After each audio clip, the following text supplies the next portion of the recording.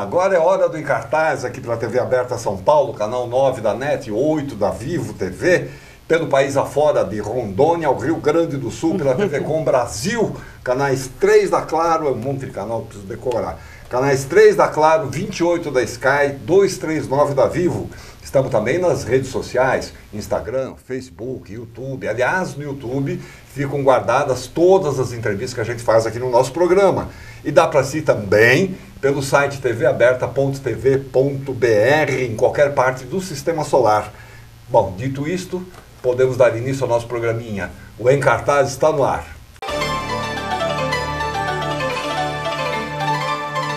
Já começamos bem, começamos com a Malu Bazan. E aí, Malu? Tudo bom, querido? Bom te receber aqui. Coisa boa, né? Malu, quantos anos já de teatro? Eita! Já ouço o teu nome há tanto tempo. Eu tenho quase 30, eu tenho 44 de idade e eu comecei jovenzinha. Você começou com 14? É, comecei já a escola, fazer profissionalizante, comecei na escola primeiro, mas depois fiz profissionalizante, fiz tuca, entrei no tapa quase mentindo idade, como eu falo. Aí, anos depois, eu disse, agora eu tenho 26, mas na época eu menti. Mas eu já não tinha! E daí, desde 2012, eu tô na direção, né? Assim, mas com a atuação já desde novinha, assim. Caramba, menina. E o que te fez passar para a direção, assim? Eu acho que tem uma questão... lá de fora? Eu tenho uma questão com artes plásticas muito forte, né? E o próprio Grupo Tapa, o Tolentino, né? Tem um olhar muito desse artista completo que olha a cena e aos poucos eu fui migrando aí para a direção. Aí às vezes volto um pouquinho, né? Faz uma coisa mais da performance, das artes visuais, mas a direção me encanta. Ter trabalhado com o Grupo Tapa também foi importante para esse aspecto, né? De começar a exercer a minha primeira direção foi ainda dentro do Tapa, né? No Festival Strindberg. Então, foi com muito suporte, assim, do Tolentino, devo muito a minha formação ao Grupo Tapa. Depois aí fui migrando, né? Eu sou da Argentina, voltei para estudar arte e educação, depois sou argentina, mas vim pequenininha para o Brasil.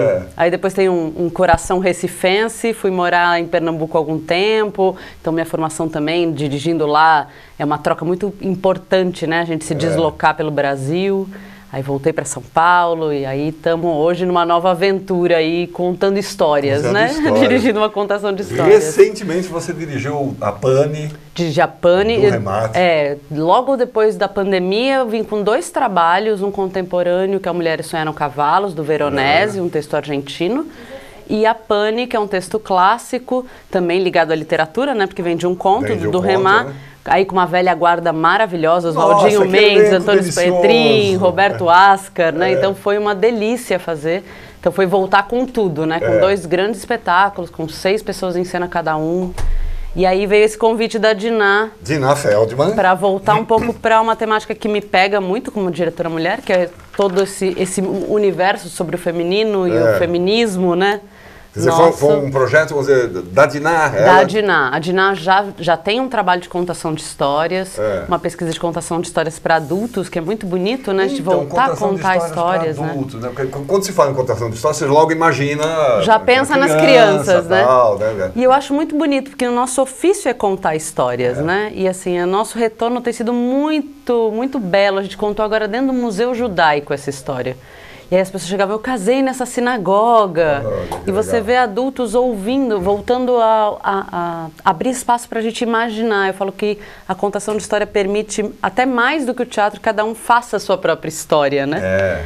Então é muito bonito. E a contação de história é uma das coisas mais antigas da humanidade. Né? As pessoas se reuniam em torno do fogo e teatro contavam... é uma grande contação de história, né? Se reuniam lá, contavam o seu dia a dia, contavam o seu sonho, os seus desejos. E eu acho que é uma forma da gente se entender, né? Se entender. É bem bonito. Agora, vocês foram, quer dizer, a Dinah veio com esse projeto sobre esse autor que eu vou deixar você falar o nome, tá? Vamos tentar. É o Isaac Bashevis Singer. Isaac é um Bashevis prêmio Singer. Nobel. Até que não é tão difícil. É um prêmio Nobel, então é um nome conhecido. Um autor judeu que escreveu em Yiddish, né? E esse é um dos contos que ficou muito famoso por causa do cinema, né? Sim, porque teve o filme. Exatamente. Né? E aí, que é uma versão bastante romantizada. O conto também, a contação que a gente faz é uma dramaturgia que parte do conto, mas também mistura outras vozes, porque é um autor de uma certa época, esse conto dos anos 60, né? Um mundo muito mais binário. E a gente foi trazendo outras narrativas. Tem a Luísa Romão, que é uma poeta islã, atriz, né, contemporânea. Tem a Adélia Prado, assim, que outras vozes nos ajudavam a olhar para esse conto de outra maneira. Uma mulher que quer estudar, que se veste de homem para poder estudar. Que coisa, né? E aí você fala, tá lá longe. Não tá tão longe, né? Talvez sejam de outras formas, mas a gente ainda está em muitas lutas, né? Para conseguir ocupar certos até com espaços. referências, tipo Malala, né? Essas lutas que continuam existindo. Exatamente, né? Ou esses casamentos que às vezes são feitos para você poder sair de casa, né? Ainda as histórias são muito próximas. A gente às vezes...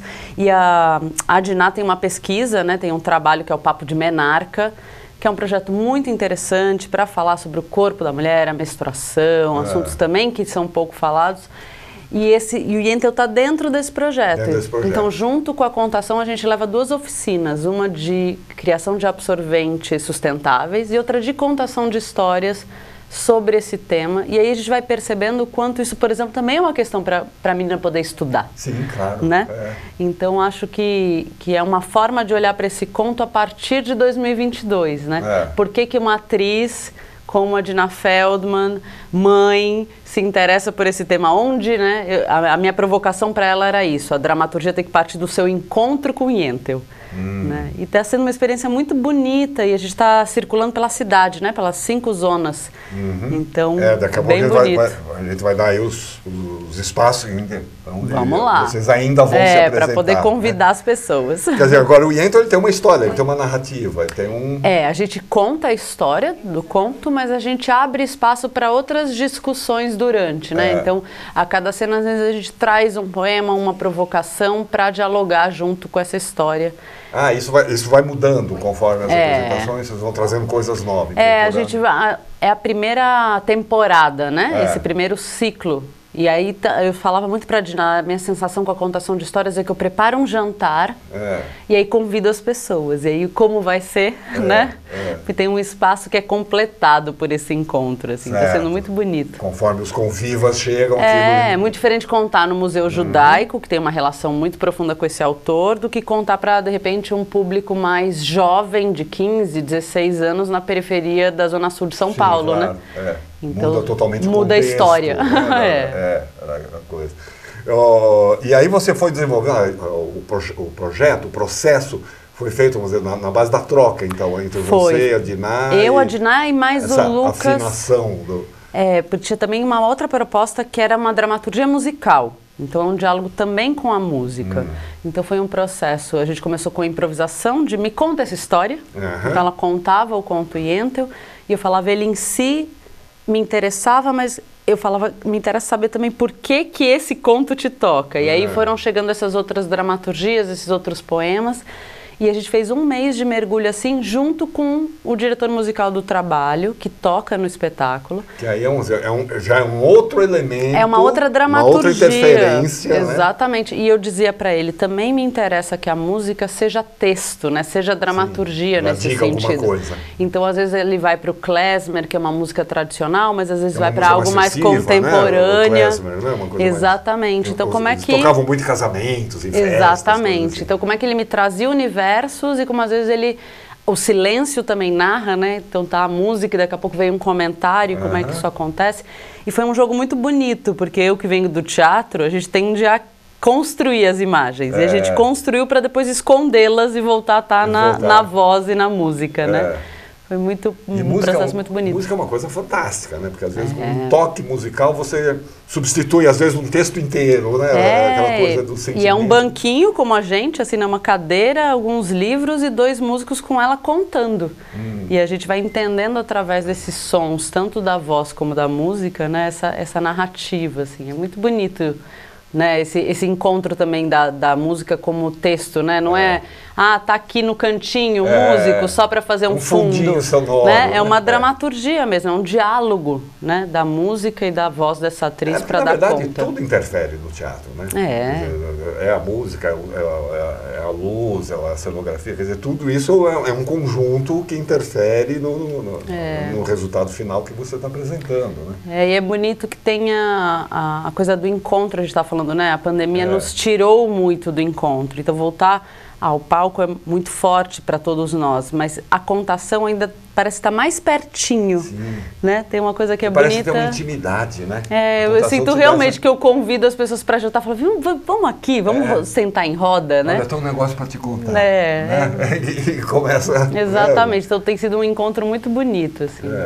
A gente tem, acho que, 2 fotos aí, nós estamos falando do Yentl, que vocês vão apresentar agora dia 21 e 22. 21 e 22 de julho, às 19 horas, no Centro Cultural da Juventude, Ruth Cardoso, que é lá na Zona Norte, né? Isso, a gente já fez a Zona Sul, fez um outro espaço na Zona Leste, fez aqui no centro, no Museu Judaico, agora a gente vai para a Zona Norte e depois ainda faz uma última apresentação no dia 29. No Tatuapé. Isso. Na Hans Christian Andersen, na biblioteca. Dentro de uma biblioteca, que é muito bonito. Espaços bem diversos, né? Exatamente. Quer dizer, você vai pegar um público, por exemplo, no Centro Cultural da Juventude, imagina-se seja um público predominantemente jovem, né?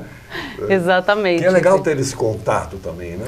Trazer o jovem para isso. E circular dentro da nossa própria cidade, né? São Paulo é uma cidade muito grande, são muitas São Paulos, né? Muito diversa, né? Então, também fazia parte do projeto, desde cara, passar pelas 5 zonas, assim, não ficar só no centro. Restrito ao centro. Exatamente. Então, a gente fez Zona Leste, fez Zona Sul, vai fazer ainda a Zona Leste, fez um outro espaço na Zona Leste, faz a Zona Norte. Então, é muito bonito, assim, fez Zona Oeste, né? Eu acho que é importante a gente fazer esse circuito também na nossa cidade, né? Agora, eu fico imaginando, assim, na hora que você chega, por exemplo, vocês apresentaram no Museu Judaico, né? Que você tem uma expectativa, há uma expectativa quando você chega no espaço. Muito bonito. E há uma outra expectativa quando você chega nos jovens. Quer dizer, não sei direito como perguntar isso, mas a Dinah já chega prevenida para essa expectativa? Olha, eu acho que ou há surpresas? Eu acho que tem muita surpresa, porque acho que a gente não pode pré-julgar, né, que público são esses, mas eu acho que realmente todo o nosso trabalho foi para deixá-la pronta para conversa, né? Para ter espaços de respiro, para ouvir essa plateia também de alguma maneira. E foi muito emocionante, por exemplo, né? A Dinah é uma atriz judia e perceber que a família dela tinha referências naquele lugar. As pessoas chegavam antes da apresentação e falavam pra gente, eu casei nessa sinagoga, que também é uma coisa muito bonita que o museu fez, né? De transformar a própria sinagoga num espaço expositivo. Isso. Aquela ali da Major... Como é que chama aquela rua? Major Sertório? Não. É ali perto da Vaiandava, né? Perto da Roosevelt. É um lugar bem central, assim. Então foi muito bonito. E a gente foi também para a Casa de Cultura, por exemplo, e a gente tem desde crianças que aparecem e a gente fala, olha, é para um público adulto, não tem problema de dialogar com as crianças junto, mas é também um reforço dessa ideia, né, de que a gente pode contar histórias para pessoas mais velhas, que a gente ainda pode abrir esse espaço de metáfora do lúdico, que eu acredito inclusive no teatro. Você conhece aquele Museu da Pessoa? Sim. São pessoas narrando, assim, aquilo é encantador. Exatamente. Você fica ligado na história da pessoa, né, narrando como é que ela veio, como é que ela chegou, como ela trabalhou, quando casou, não sei o quê. São histórias comuns, de gente comum. Porque a gente se vê nelas, né? Assim, então é muito bonito. Você pegar uma história dos anos 60, de uma outra cultura, e você se reconhecer naquela mulher, né? Porque tem o fator humano ali que permanece, né? Exatamente. Cadê as fotos? Vamos ver as fotos. Adoro ver fotografia. Olha lá, Dinah. E ali esse é o Lucas Coimbra, isso que aí é diretor ensaio, musical. Isso é uma foto na Oswald de Andrade, onde a gente foi acolhido para ensaiar. Nossa, uma foto quanta coisa nasce na Oswald de Andrade. Não impressionante, é? Né? É um lugar incrível que a gente tem que valorizar. Foto do Rogério Alves, de Pernambuco, que está aqui em São Paulo agora. Você trouxe ele quando você foi lá para Recife? Eu estou trazendo vários na mochila, eu falo. Eu acho que também é uma ponte muito importante, né? Sair desse eixo Rio-São Paulo e abrir. Aí tem um close da Dinah, o músico ao fundo. Então agora, dia 21 e 22, Centro Cultural da Juventude Ruth Cardoso, na Avenida Deputado Emílio Carlos, 3641, Era muito conhecido, né? É um espaço também. A gente fez também espaços públicos e fez espaços de ocupações de grupos. Então, eu acho que é muito importante também divulgar esses lugares, né? Então, assim, é uma casa de cultura muito importante. É, muito ativa, tem uma programação intensa lá e tal. E no dia 29 de julho, às 15 horas, na Biblioteca Pública Hans Christian Andersen, que fica ali na Celso Garcia, no Tatuapé, ao lado do Hospital Cristo Rei. Eu lembro, eu morava nessa região. Eu fiquei 1 ano com um tapa na Moca, no Arthur Azevedo, que também é ali vizinho, né? Aliás, uma delícia de teatro. Também, grande, um teatro muito especial. Maravilha. Malu, muito obrigado por você ter vindo aqui falar desse trabalho tão bonito. Espero que seja a primeira de muitas aí. Tomara que seja mesmo. Dá um abraço para a Diná, que faz tempo que eu não vejo também. Tá Obrigada, viu? Muito obrigada, como sempre, por estar divulgando aí arte e cultura, que é tão importante. Mas é o que mais interessa. Deixa eu fazer uma chamadinha aqui. Lançamento dos cinemas. O eterno rei do rock está nas telas, Elvis. Elvis, um filme que aborda a vida e a música de Elvis Presley. O enfoque do filme é a relação entre o Elvis e o empresário dele, o enigmático Coronel Tom Parker. Você tem um empresário que é coronel, você já imaginou uma coisa dessa? Agora está difícil, né, de olhar para isso. Agora está difícil. A relação entre os dois durou mais de 20 anos, desde a ascensão do Elvis Presley pelas mãos do coronel até o seu estrelato. Como pano de fundo, as mudanças que iam ocorrendo no panorama cultural dos Estados Unidos e, claro, do mundo. Vamos ver o trailer do Elvis, que já está no cinema.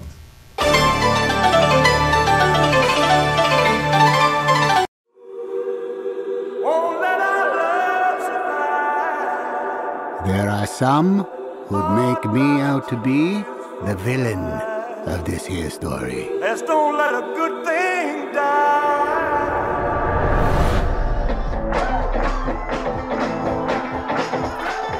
Are you born with destiny? Or does it just come knocking at your door? He's a young singer from Memphis, Tennessee. Give him a warm hayride welcome,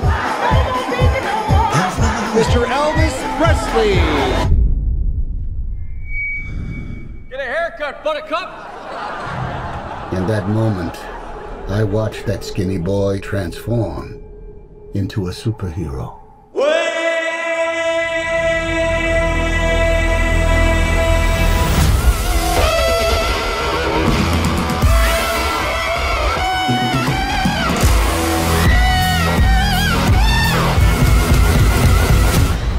He was my destiny.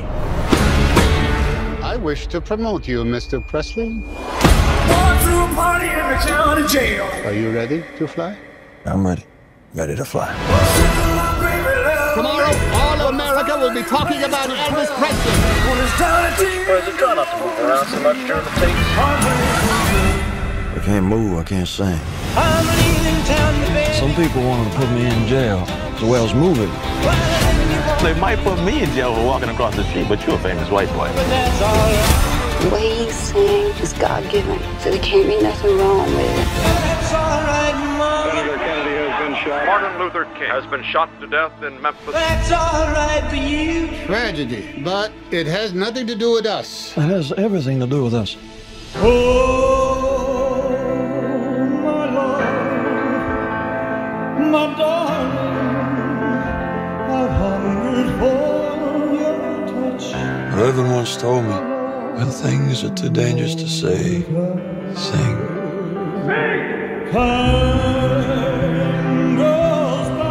I'm gonna be 40 soon, and nobody's gonna remember me. I need to get back to who I really am. And who are you, Oz? I just gotta be making the most of this thing while I can. This can all be over in a flash.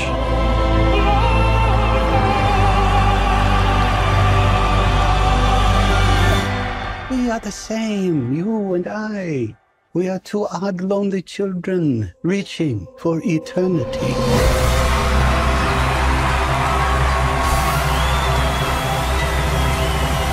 the greatest show on earth. Elvis has...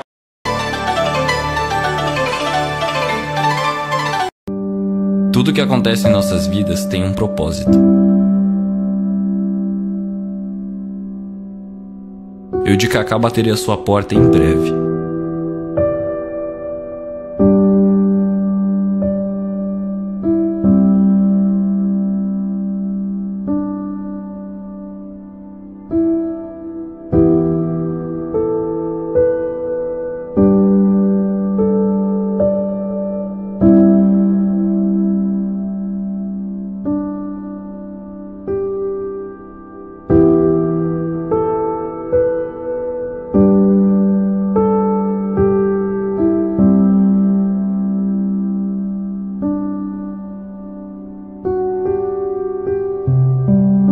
Depois desse dia, a vida de Kaká mudou totalmente.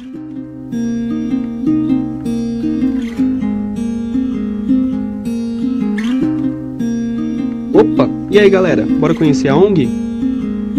Depois daquele ocorrido, Kaká decidiu fundar a ONG Anjo da Noite, com o objetivo de ajudar pessoas em situação de rua. Todos os sábados, os membros se reúnem na sede da ONG para preparar marmitas que serão distribuídas no período da noite. Recebem roupas, cobertores e demais doações feitas por contribuintes.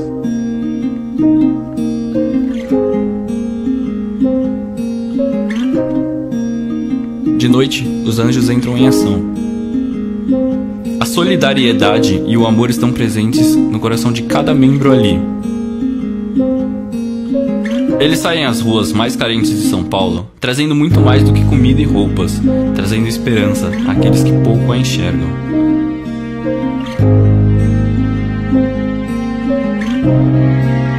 Seja qual for sua raça, crença ou cor, abrace-me, sou teu irmão. Ajude quem mais precisa, faça parte dessa causa, seja um anjo da noite.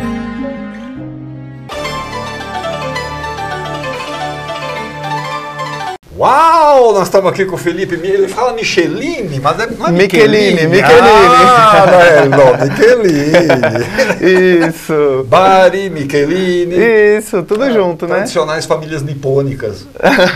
só que não, né? Lavadores de Histórias. O grupo se chama Achadouros. Companhia Isso. Achadouros. Isso mesmo. Essa palavra, Achadouros. A Companhia de Achadouros somos eu, a Maria Guedes e o Emiliano Favacho. E esse nome, Achadouros, vem de um poema do Manuel de Barros. Grande Manuel de Barros. Porque ele é um poeta que a gente pesquisou muito para fazer o nosso espetáculo, que a gente tem muito carinho por ele, a gente se identifica muito com a poesia dele. E esse termo achadouros é porque ele diz no poema que ele vai procurar os achadouros de infância, as histórias que estão, né, enterradas, escondidas nos lugares. É um poeta de uma sensibilidade absurda, né? Sim, e dessa relação com a infância, né? Ele brincava, ele falava que ele só teve infância, eu acho isso o máximo, né? E com as coisas, as pequenas coisas, né? Exatamente. Com as formigas, com as plantinhas, com o riacho. A importância, né? Ele fala que para a criança é mais importante a pedrinha do quintal dela do que a Cordilheira dos Andes. Exatamente, né? E essa coisa, vamos dizer, de valorizar as coisas que a gente não dá importância, que a gente não presta atenção. Né? Exatamente, o nosso espetáculo vai nesse caminho, assim, também, de procurar os objetos dos quintais e encontrar nesses objetos as histórias que estão escondidas ali. E que às vezes a gente já esqueceu e que a gente, ou que não deu tanta importância. E olhar, né, para esses momentos de relação com a natureza, de afetividade, de brincadeira das crianças. Um olhar criativo, né? Um olhar sempre, vamos dizer, buscando aquele lado que as pessoas normalmente não enxergam, não veem. Exato. Tem um poema dele, não sei se é um poema, é uma frase, é alguma coisa, uma história, alguma coisa assim. Deve ser um poema, que ele fala um negócio do rio, que ele ia sempre, quando ele era criança, ele ia sempre olhar um rio E aí um dia falaram para ele que ali não era um rio, era uma enseada. E aí perdeu a graça o rio. Era melhor quando era o rio, né? Pô, mas queria o rio. Que lindo. Você sabe que no espetáculo tem um rio também, porque uma das personagens, que é a Tonton, que é da atriz Maria Guedes, ela carrega o rio na cabeça. E ela entra com o rio assim, e a gente vai lavando os objetos que a gente encontra num quintal abandonado e vai revelando as histórias a partir das águas desse rio. Águas do rio. E agora a gente está num projeto de circulação do espetáculo, margeando o Rio Tietê, em cidades que têm relação com o Rio Tietê. Galera, chegamos em Santana de Parnaíba! O sol já saiu, já tá quentinho, tá gostoso. Hoje, às 4 da tarde, aqui na Arena de Eventos de Santana de Parnaíba, nós teremos os lavadores de histórias. Vem lavar histórias com a gente, vem que a gente tá esperando vocês, bora! Que legal. O Manuel de Barros, ele viveu acho que a vida toda na fazenda lá, né? Ele tinha uma acho relação... que foi a vida inteira, não sei. Uma relação com a natureza, né? Muito forte, assim.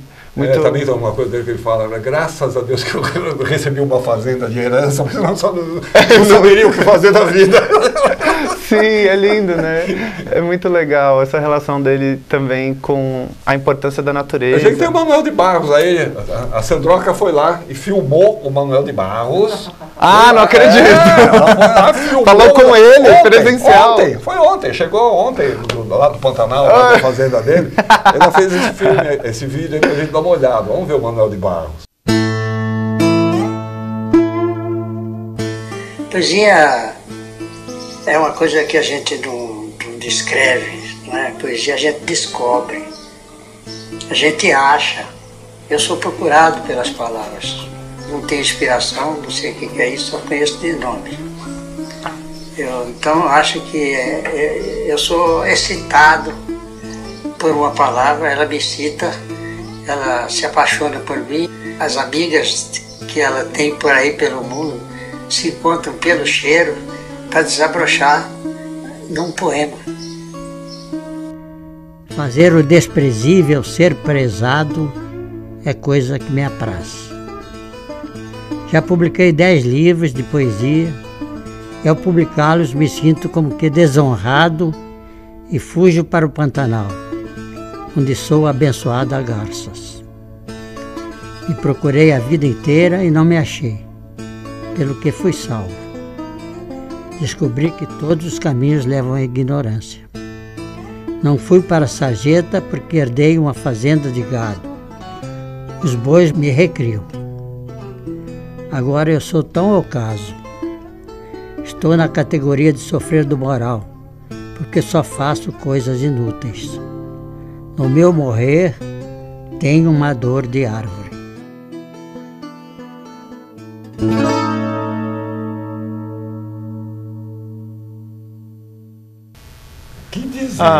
Que dizer, é um poeta inclassificável até. Emocionante, né? Muito emocionante, né? A relação dele com o mundo ao redor dele. E a posição que ele se põe de humildade diante dessas coisas todas. Né? Das desimportâncias. Das desimportâncias. Não sou eu que faço as coisas, elas vêm, as palavras vêm, chamam as amigas. Nossa. Sim, ele falava que ele criava desobjetos também. Desobjetos, ele tem essa coisa de mexer nas palavras. Agora, lá no Lavadores de História, como é que vocês arranjaram os poemas dele dentro do espetáculo? Então, o nosso processo de criação, né, do espetáculo durou 1 ano. E nesse processo a gente foi trazendo a nossa vivência em São Mateus, que é um bairro da periferia aqui de São Paulo. Extremo Leste, lá Extremo Leste, que é onde eu moro. Ao mesmo tempo em que a gente foi trazendo também as nossas próprias memórias de infância, misturadas com a poesia do Manuel de Barros. Porque a gente tinha muita vontade de dialogar poeticamente com as crianças, sem subestimar a capacidade delas de compreender a poesia, de se relacionar simbolicamente também com o espetáculo, então, de dizer mesmo palavras que são do Manuel, histórias que são nossas e que se misturam, sabe? Sim. Então, durante o espetáculo, nós somos 3 lavadores que a gente entra nos quintais abandonados para descobrir as histórias que estão dentro dos objetos que foram esquecidos. Então, são esses seres meio mitológicos, assim, que vão ali procurar o que pode revelar, por exemplo, essa cadeira, quem que já passou por ela. E ao irem revelando as memórias, as histórias, eles vão encontrando histórias de crianças que, de uma maneira muito simples, muito imaginativa, assim como a poesia do Manuel, né, elas vão transformando os objetos para brincar. Então, um lençol vira uma rádio, uma cadeira vira um foguete para a lua, uma cabana vira uma cabana de missão secreta.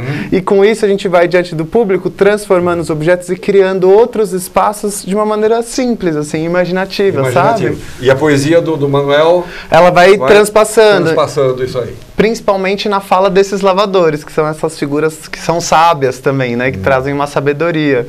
Então, ao comentar essas histórias, eles vão trazendo também os poemas do Manuel. Os poemas do Manuel. Sim. A obra dele deve ser muito grande, né? Nossa, é muito extensa, né? São muitos poemas de muitas fases da vida dele também. Fases da vida, Sim, sim. Quer dizer, garimpar isso aí, você descobrir qual é o poema que encaixa naquele momento e tal, né? Sim, aí a gente teve um processo, né, vivido com a nossa diretora, que é a Teresa Gontijo, e com a nossa dramaturga. Isso, e a nossa dramaturga, que é a Silvia Camossa. E nesse processo a gente ia trazendo poemas, todo mundo trazia poemas para a sala de ensaio. E a gente improvisava. Aí me digam, a partir dos poemas criava cenas, ou a partir das cenas buscava os poemas, ou... Foi uma mistura. Foi um processo, assim, muito lindo, porque a gente ia misturando... todas as poesias que a gente levava, a gente improvisava cenas que tinham a ver com aquela poesia, mas também que se relacionavam com alguma história nossa, de vida, ou alguma história que a gente tinha coletado em São Mateus, porque a gente também... esse grupo, a Companhia de Achadouros, ele existe desde 2014 e a gente tem, nos nossos espetáculos, a gente gosta de partir de relações na rua, porque nós somos palhaços também. Então a gente vai de palhaço pra rua para trocar ideia com as pessoas, descobrir histórias, memórias. Coisa, né? Exatamente. Tudo isso foi se misturando e hoje, assim, de uma forma... O que vocês trouxeram para lá? Não, vai buscar. Exatamente. E a palhaçaria tem, né, essa capacidade de criar uma relação ali com o público na rua, imediata, né? Imediata, exatamente. Tem uma abertura, né? E aí foi muito legal, porque hoje a gente já é tudo tão misturado, a sua história, a minha, o que a gente pegou com a poesia do Manuel, que hoje já é difícil de dizer, assim, por onde exatamente... saiu exatamente a coisa, né? Exatamente. Agora, você diz que o projeto é caminhar pelas beiradas do rio, vamos dizer assim. Exatamente. Quando a gente pensou esse projeto, que foi contemplado pelo PROAC, né, no ano passado, no PROAC de circulação, de espetáculo infantil, a gente pensou assim que a gente tem uma relação aqui em São Paulo com o rio, que é o Rio Tietê, só que qual que é a relação que a gente tem com ele, né? Não é uma relação de cuidado do rio, pelo contrário, né? De poluição, de tristeza com esse rio, né? Então a gente resolveu fazer o caminho do Rio Tietê, porque o Rio Tietê é um dos únicos rios que ele corre para dentro. Pra dentro, né? Não é para o mar. Não é para o mar, ele vai para o interior. Então a gente vai fazendo esse caminho. Então a gente... Vamos para o interior. Exatamente. E a gente começou na Nascente, que é em Salesópolis. Aí é uma coisinha de nada, né? Não, um brotinho. A gente acha de água. Falou, mas isso aí é o Rio Tietê. A gente acha que vai chegar lá e vai ser assim, né? Foz do Iguaçu. E na verdade é um brotinho, né? E aí a gente apresentou lá. E aí a gente foi seguindo algumas cidades. A última que a gente fez agora foi Pereira Barreto, onde a gente nadou. Lá no divisa Mato Grosso. Exatamente. Divisa, já perto do Mato Grosso do Sul, que é onde o Rio Tietê depois deságua em outro rio. E, inclusive, Mato Grosso é terra do Manuel de Barros também. Manuel de Barros. Então a gente foi caminhando em direção do poeta. E veja só, a gente conseguiu nadar no Rio Tietê, agora em Pereira Barreto, você acredita? Porque ele vai despoluindo. Ele vai despoluindo, ele vai limpando, né? E tem sido muito linda, assim, essa circulação. Ele nasce limpo, suja e limpa de novo, né? veja o poder, né, da natureza, que também está na poesia do Manuel, né? Porque ele consegue se despoluir apesar do que a gente faz com ele, né? Apesar do que a gente faz com ele. E agora as próximas apresentações? Então, agora nós ainda temos 3 apresentações, nós já fizemos 4 por esse projeto. E agora a próxima vai ser em Botucatu, no Festival de Inverno de Botucatu. Que é dia? Quando? Vai ser no dia 30 de julho. 30 de agora, às 4 da tarde, no Teatro Municipal de Botucatu. Ah, legal. 30 de julho, às 4 da tarde, Teatro Municipal de Botucatu. Exatamente. E depois, em agosto, nós vamos apresentar também em Ilha Solteira e... Nossa, aqui também é lá de Mato Grosso. Lá já no final, né? E também em Pirapora do Bom Jesus, que é aqui mais pertinho, exatamente. Que é onde o rio está todo cheio de espuma, normalmente, né? Aquela coisa que você olha na televisão e fala, meu Deus do céu. Exato. Tem sido muito forte também acompanhar essa trajetória desse rio que está aqui perto da gente, mas... Cada cidade se relaciona com ele de um jeito, de uma maneira diferente. E recebe ele de um jeito diferente também, né? Também. Quando ele chega em Pirapora, ele chega de um jeito. Porque ele já vem, né, num estado. Então, pois é, triste, né? Sim, é verdade. Você tem um site, alguma coisa que tenha programação? Sim, a gente tem o nosso Instagram, @CiaDeAchadouros. Nós temos o Facebook também. Vamos ver as fotos, cadê as fotos? Boa! Esqueça das fotos. Vamos. Agora, cadê foto? Tá lá. Aqui não está dando certo. Sim, ali são os 3 lavadores que eu estava te contando. Somos nós 3. A Maria, eu e o Emiliano. Tá. Isso. Aí... Tem mais? Fazendo, como é que é? Bolinha de sabão. Isso a gente está lavando, né? Esse tecido no rio. Lavando o tecido. Para ver qual história que tem por trás dele. Descobrindo o que o tecido tem para dizer, né? Exatamente. Para contar.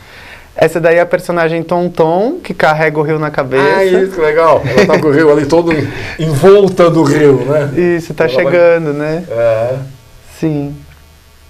E aí é uma das histórias que a gente conta, que é de um menino cigano. São várias historinhas, claro. São várias histórias. Cada objeto revela uma história. Revela uma história, né? Revela uma coisa diferente. No espetáculo também, nós 3, a gente tem uma aproximação com o circo, então a gente faz acrobacias mágicas, é muito lúdico, sabe? E os figurinos lindos, hein? Sim. Vistosos, bacana. Figurino do Cléber Gonçalves. Remete a uma época indefinida, assim. Essa era a nossa ideia mesmo, que fossem seres que pertencem a várias gerações. Pode ser de qualquer tempo. Isso, exatamente, que legal. Você estava falando do Instagram, é Companhia? Sim, @Companhia de Achadouros, Facebook também, Cia de Achadouros, e a gente tem o nosso site também, www.ciadeachadouros.com. Que, aliás, é muito legal, muito feito, dando uma passeada nele. Que legal, que legal. Michelini, bello! Sim! Grazie. Obrigado, viu, Achille? Parabéns pro trabalho, muito bacana. Um abraço pro pessoal todo da companhia. Agradeço muito. Eu que agradeço. A gente sempre fica muito feliz de vir aqui conversar com você. Muito obrigadão.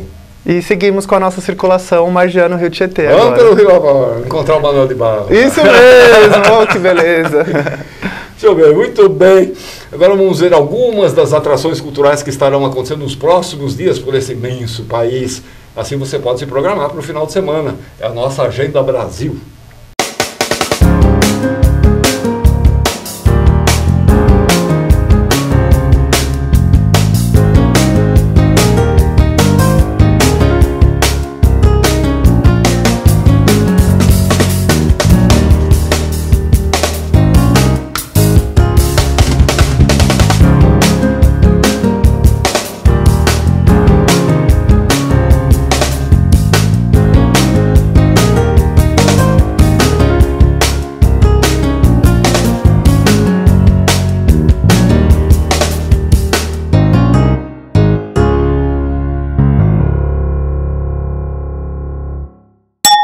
Começamos a nossa entrevista com a Bela Santos. Tudo bom, Bela? Tudo bom? Prazer receber você aqui, menina. Também. Jonan Bal. Isso. Acertei. Acertou, perfeito. Olha, Jonan Bal. É nome mesmo ou é nome artístico? Não, é meu nome mesmo. É mesmo? E também já é meu nome artístico também. Jonan. Jonan. É bonito, era bonito, diferente. né? Jonan. É diferente. Eu quando vi no release, falei, acho que tá errado, deve ser João. Não, todo mundo, tem gente que me chama de Joana, Johan. Eu falei, não, gente, é só falar como se lê. É só falar como se lê. fala como lei que tá certo. Tá certo. Arlequinos e Colombinas. Sim. É o grupo de vocês, Arlequinos e grupo. Colombinas. Tem quanto tempo? Fala um pouquinho da história do Bom, grupo. nós temos 4 anos, eu e a Jennifer Costas criamos esse grupo, começamos a experimentar a dramaturgia, aí pouco pro teatro infantil. Mas vocês começaram onde, assim? Nós nos encontramos em outro grupo de teatro, na Oswald, e aí a gente... Ah, na Oswald de Andrade? É muito legal, né? Oswald de Andrade propicia isso, né? Você formar, encontrar as pessoas, né? Muitas nós conexões. Encontramos também lá. Você também? Eu também. E aí a gente começou, vamos criar um grupo. E eu sempre tive essa vontade de circo, ela também tinha uma caminhada no circo. E aí nós começamos a escrever uma dramaturgia infantil de um teatro. E deixamos lá. E começamos que não era esse ainda. Era esse. Ah, já era esse. 4 anos 4 atrás. anos atrás. Menina. É que E teve aí, pandemia também. Veio, e a gente falou, precisa de grana, né? Dinheiro para investimento. A gente começou a escrever em editais. E passamos ano passado no PROAC. Eu falei, agora, né? A gente chamou a Jonan, que a gente já tinha uma amizade para dirigir. Lá da Oswald também. Da Oswald também. Da Oswald. E aí nós começamos a experimentar esse teatro e aí nós tivemos a ideia de ser bilíngue. Bilíngue? As atrizes Uau! vão falar em português e língua de sinais ao mesmo tempo. Ao mesmo tempo? Ao mesmo tempo. Quer dizer, ela diz o texto e... Fazendo as libras. E já sinaliza. Sinaliza junto. Que barato, eu nunca vi isso. É extremamente original, porque a gente vê muito nos espetáculos com tradução. Que tem o tradutor do lado que fica fazendo sinaizinhos, né? Mas a gente gosta de um desafio, né? A gente... Simplificar pra quê, né? né? Vamos colocando mais alguma coisa. Então, quer dizer, ela interpreta e diz o... nós falamos o texto junto com as libras. Ah, que barato. As 4, né? Por exemplo. Histórias, brincar. O sinal de Benê. Benê, que é a personagem. Benê. Eu sou Benê. Vem sem medo, que é tempo de brincar. Ah, que lindo! Que fica, né? É legal porque é extremamente teatral, né? Total. Essa coisa dá um acréscimo de dramaticidade. Para expressão. Mas foi um grande desafio, assim. Vocês não conheciam Libras? Não. Fizemos um curso por fora, junto com a nossa orientadora, a Vitória. Vitória Oliveira. E aí ela dava esse curso desde o início e também fazia uma consultoria com a gente, né? Cada palavra. Ela traduzia o texto inteiro para a língua de sinais. Para a língua de sinais. Nossa, foi bem interessante. E aí vocês já começaram a ensaiar já com os sinais? Ou ainda não estava... foi quase junto. Né? Foram algumas etapas. Primeiro a gente foi construindo a concepção. Você que dirigiu. Eu que dirigi. É minha estreia também. Tá errado! Não é esse sinal! Não, na verdade quem fazia isso era a Vitória. Ela que era responsável pela língua de sinais. Então ela falou, gente, não tá correto, né? E aí orientando a gente. Sim, porque já toma um cuidado com isso, né? De não fazer o sinal errado, porque você dá outra coisa. Total. E aí esse desafio. Aí nessas etapas teve a concepção do espetáculo, primeiro pensar na encenação, pensar nas cenas, e aí depois que a gente já tinha um pouco mais disso de pé, ir pro texto, né? Pro texto, tanto em português brasileiro quanto na língua de sinais. Caramba, que bárbaro esse, mano. Agora, aí começou os ensaios, quer dizer, aí montou o espetáculo e tal, e aí vocês apresentam para públicos...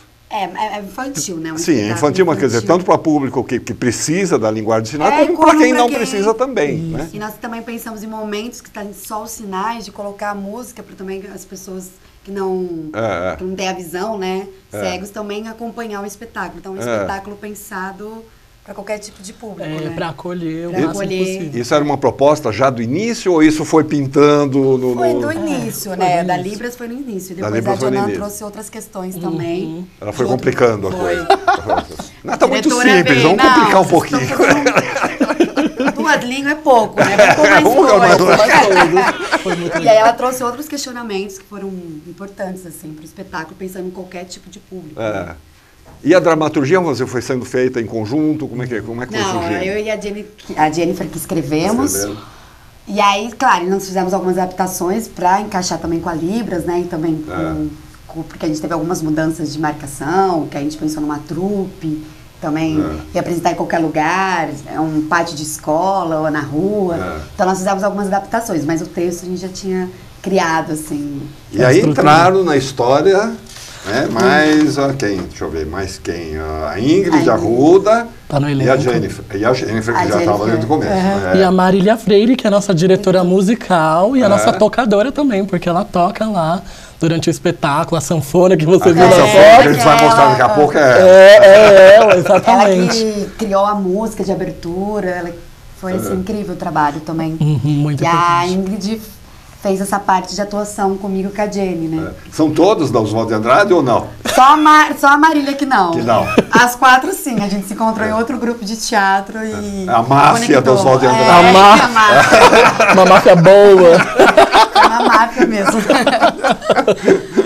E aí, vocês já fizeram alguma apresentação? Vocês estão estreando o espetáculo? Mas já fizeram alguma apresentação, teste, alguma coisa? Fizemos ensaio aberto já, com o público convidado. E foi uma experiência... Na Oswald? Não, foi no Casarão agora. Agora no Casarão. Aquela onde nós estamos ensaiando. Casarão da Vila Guilherme, Vila né? Guilherme. Que vocês lá, que é um espaço lindo, um casarão. Realmente um casarão. Realmente um casarão. Um pessoal incrível, sim, Juninho, todos os funcionários, acolhedores. Muito acolhedor. Ótimo. E aí nós fizemos esse ensaio aberto, que foi... Muito importante. Né? Porque aí é que você vê o que está funcionando, o que precisa ajustar. E o contato com o público, né? Porque uma coisa é a gente fazer pra gente, até pros funcionários do casarão. Que tem sempre as surpresas, né? Sempre o público reage um momento que você não esperava, e um momento que você espera... Exato, tem várias coisinhas que a gente queria experimentar que a gente viu que realmente funcionava, assim, foi muito especial. Foi, muito porque importante. tem um tempo da comédia, e às vezes fazendo dentro de uma sala... É uma coisa. E quando o público reage, né? Principalmente público infantil, né? Principalmente público infantil. Que tem, é muito mais espontâneo, né? Que não esconde, né? Participa mesmo. Participa mesmo. Quando não gosta, vai embora. Mãe, vamos embora! E dando um mini spoiler, tem uma hora que a gente utiliza o funk, né? A gente faz um funk consciente. E aí um dos nossos ensaios lá no Casarão tiveram algumas crianças que na hora do funk, assim, quase que entraram dentro do espetáculo, assim, porque... É muito especial, né? Já queriam dançar com a gente a coreografia. E foi você tem que incorporar esse momento com cuidado, né? Porque não pode também atrapalhar exato. Tem toda uma técnica. Agora a historinha. A historinha. O que ela diz? É uma trupe que chega para contar uma história da Benê. E a Benê pode ser qualquer criança, que não somos nós 4, né? As 4 atrizes. E ela tem uma dificuldade para ler. Quer dizer, a Benê, as 4 atrizes fazem a Benê. Em determinados momentos, vão se revezando, vão trocando e fazendo outros personagens também. E aí ela tem uma dificuldade para ler.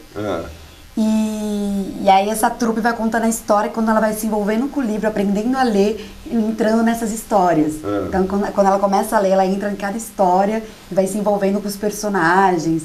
Aí tem toda uma trajetória que ela até... No fim, ela se encanta com o livro, né? Ela vê a importância do livro, da leitura e... Não sei. Eu acho que é isso, essa aventura, música, né? Isso, com música, muito humor. Muito humor.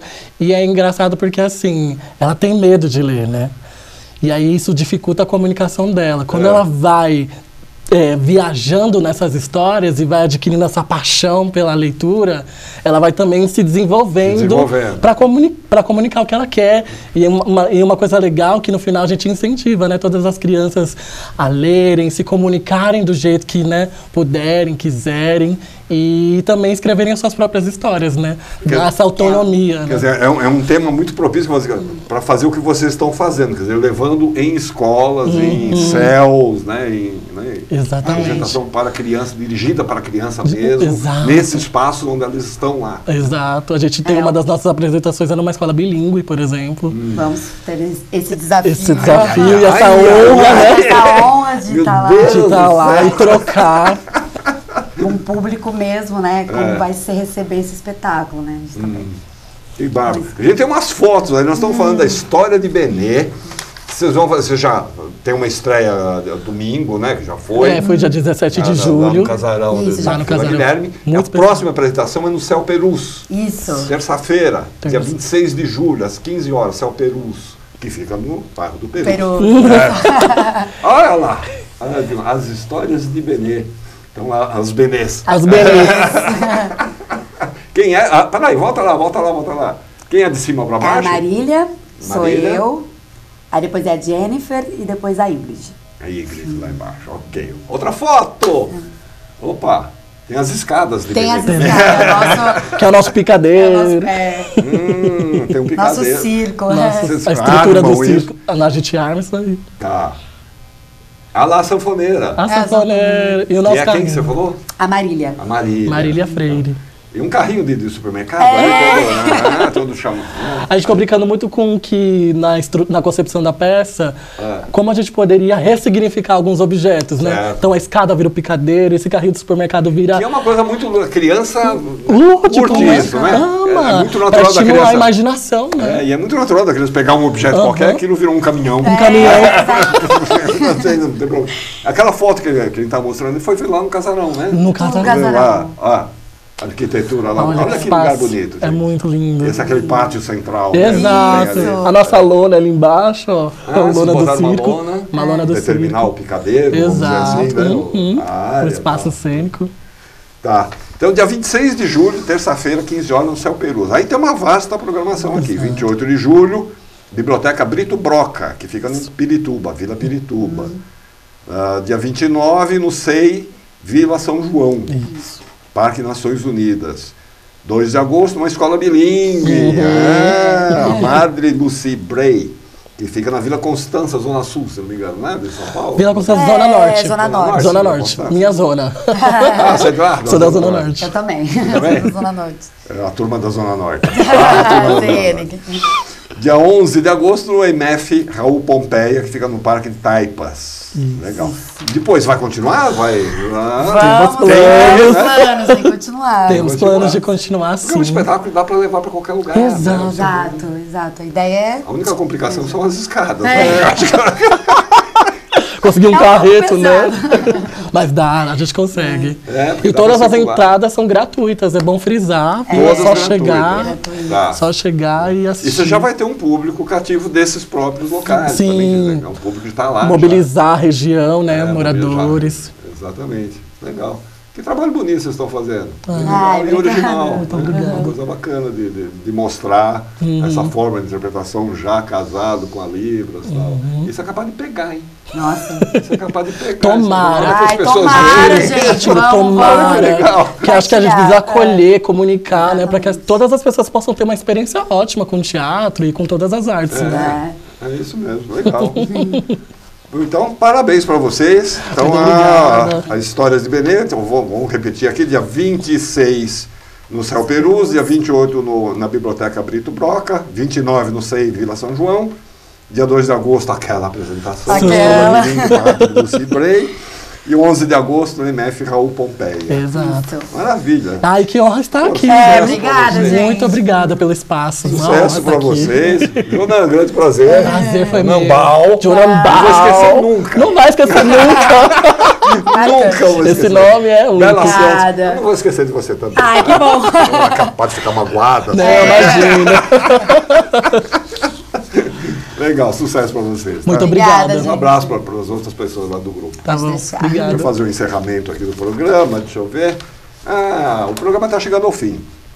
Só falta a gente dizer que tem a apresentação do Luiz Tati, domingo, às 6 da tarde, no Sesc Pinheiros. O Tati é um genial compositor, professor de linguística da USP, autor de vários livros sobre o cancioneiro brasileiro, e foi também um dos fundadores do histórico grupo Rumo, que fez parte da chamada vanguarda paulistana nos anos 80. Luiz Tati está lá lançando seu novo disco, que se chama Vai Por Mim. Olha que nome bom. Vai Por Mim. Vai Por Mim. Vai Por Mim. Vai Por Mim. Vai Por Mim. Domingo, às 6 da tarde, no Sesc Pinheiros. E assim encerramos o Em Cartaz de hoje, mas não fiquem tristes, semana que vem a gente volta. Siga-nos pelas nossas redes sociais e sejamos felizes. Até lá. Tchau.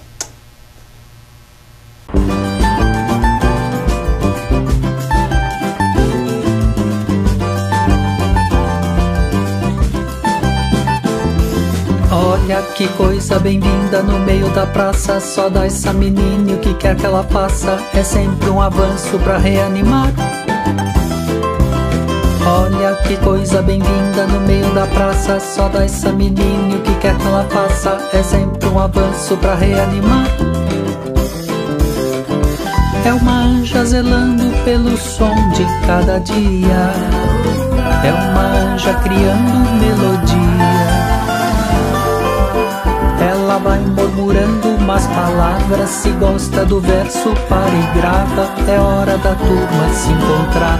O que ela quer mesmo é cantar. Já tem uma vida pra contar. E chega lá, leve e bonita como um anjo, mas é anja. Quando fica à vontade na sua roda, dá uma canja. Se a conversa é Stravinsky ou Leminski, ela manja. Pra quem quer simpatia, logo esbanja. Olha que coisa bem-vinda no meio da praça. Só dá essa menina, o que quer que ela faça é sempre um avanço pra reanimar.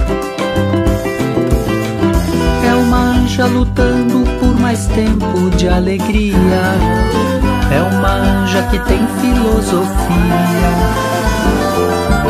Ela acha que ouvir é que é legal. Acredita no ouvido musical e diz que essa praça é o seu lugar. E a todos que venham pra cantar, não há mais motivo pra esperar. E chega mais leve e bonita como um anjo, mas é anja. Quando fica à vontade na sua roda, dá uma canja. Se a conversa é Stravinsky ou Leminski, ela manja. Pra quem quer simpatia, logo esbanja. Olha que coisa bem-vinda no meio da praça. Só dá essa menina, o que quer que ela faça é sempre um avanço pra reanimar. Leve e bonita como um anjo, mas é anja. Quando fica à vontade na sua roda, dá uma canja. Se a conversa é Stravinsky ou Leminski, ela manja. Pra quem quer simpatia, logo esbanja. Olha que coisa bem-vinda no meio da praça. Só dá essa menina, o que quer que ela faça é sempre um avanço pra reanimar. Olha que coisa bem-vinda no meio da praça. Só dá essa menina, o que quer que ela faça é sempre um avanço pra reanimar.